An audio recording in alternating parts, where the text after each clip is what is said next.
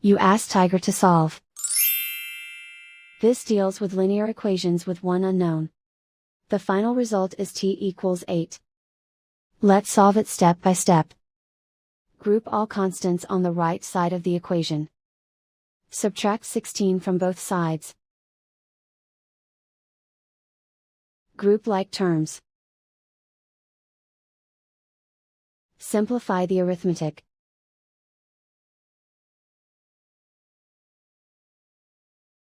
Isolate the t. Divide both sides by -2.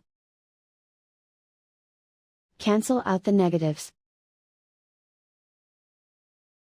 Simplify the fraction. Cancel out the negatives. Find the greatest common factor of the numerator and denominator. Factor out and cancel the greatest common factor. And so the final result is t equals 8.